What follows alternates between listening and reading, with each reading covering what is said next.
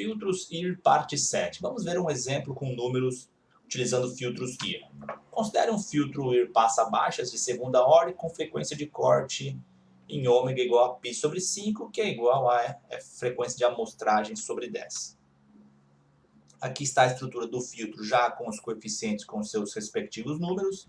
Coeficientes da parte feed forward nós temos 0,0605, 0,121 e na parte feedback estes coeficientes aqui. Aqui o filtro já está no domínio Z com a indicação de x de z vezes z na menos 1, x de z vezes z na menos 2, também aqui para este lado. Repetindo a figura do filtro, a equação, a diferença de saída deste filtro é dada por esta equação. Esta equação, a diferença do filtro, lá no domínio tempo discreto. E esta mesma equação no domínio Z é esta daqui. Aparecendo aqui os coeficientes da parte feedback e feed-forward. Repetindo a equação no domínio Z. A função de transferência deste filtro é dada por esta equação. A equação, lembrando lá no vídeo anterior, nada mais é do que nós passamos para o lado de cá, que envolve y de z, colocamos em evidência o x de z no lado direito da equação, passamos dividindo daqui para lá e chegamos na função de transferência que descreve este filtro. Aqui está escrito repare o denominador, e de fato a gente tem que reparar o seguinte: os coeficientes aqui que envolviam a saída, lá ali na equação de saída do filtro no domínio z, na função de transferência apareceram com sinal trocado. O mais 1,194 apareceu com menos 1,194.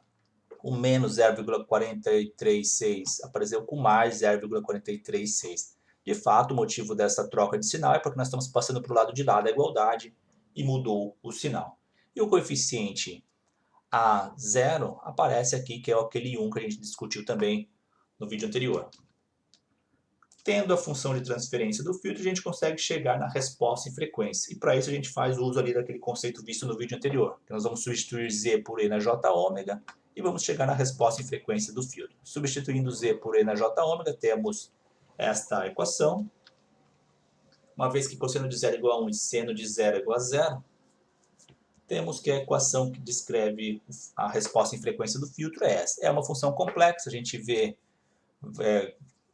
com variáveis aqui dependentes da frequência, para a parte real e para a parte imaginária, que temos o J em cima e embaixo. Plotando a magnitude e fase desta função, nós teremos a resposta em frequência do filtro. E aqui está a resposta em frequência do filtro.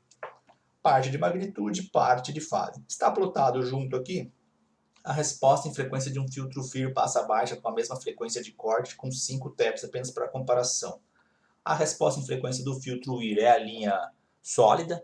Nós temos aqui um comportamento de fato passa-baixa e comparando com o filtro FIR de 5 taps, a gente vê um comportamento um pouco melhor em relação ao filtro de 5 taps. A gente vê um lóbulo principal aqui mais estreito, isso é bom, a gente quer que as frequências baixas passem enquanto as altas não, a gente tem uma região de transição bem curta. E aqui nos lóbulos laterais a gente vê que a amplificação do sinal para o filtro FIR é maior do que para o filtro IR. Ou seja, se existissem ruídos por aqui, determinados ruídos seriam reduzidos, né? Mas nessa proporção para o filtro FIR e nessa proporção para o filtro IR. De fato, o filtro IR conseguiria atenuar mais os ruídos nesta região. Olhando aqui o gráfico da fase, a gente vê a resposta, também a linha sólida aqui, para o filtro IR e para o filtro FIR de 5 taps. No filtro FIR nós vimos um comportamento assim, variando, quando chegava em menos 180 eu descia, chegava em mais 180 também, e assim por diante. E aqui nós temos um comportamento desta forma aqui. Dizer qual é o melhor aqui agora depende da aplicação, né? O filtro FIR tem uma região mais linear, totalmente linear, aqui na região de interesse das componentes harmônicas, enquanto o filtro IR não tem um comportamento linear nesta região de frequência de interesse, que é até a frequência de corte. Isso pode ser uma desvantagem do filtro IR. A fase não tem uma fase linear, não tem um deslocamento de fase linear. Fazer uma compensação disso, se uma hora for preciso, fica mais complicado do que um filtro FIR. Essa é uma conclusão que a gente tira dessa parte aqui do filtro IR. Temos a resposta em frequência do filtro, vimos como obter, é pela função ômega h de ômega, aqui a magnitude e aqui a fase. vimos que de fato uma função complexa nem é sempre muito simples extrair a parte de magnitude de fase. No MATLAB isso é relativamente simples. Repetindo aqui a figura do filtro IR em questão, os coeficientes, este código aqui mostra como plotar a resposta em frequência. A gente vê a simplicidade aqui. Primeira coisa, a frequência de amostragem definida, 100. Basta digitar aqui um vetor com os coeficientes do denominador da função. E atenção aqui que o coeficiente aparece com sinal trocado.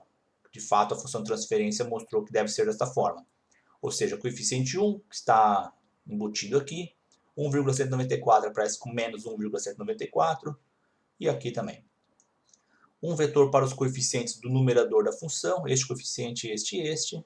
E o comando que calcula a resposta em frequência é este frec_z. Basta colocar frec_z, coeficientes do numerador, coeficientes do denominador e a frequência de amostragem que você está usando. Você cria dois vetores, h e f, e depois basta plotar a magnitude pode ser aqui em escala logarítmica, em escala absoluta, e depois a gente plota o ângulo desta função de transferência, desta função que representa a resposta em frequência do filtro. Aqui termina este vídeo.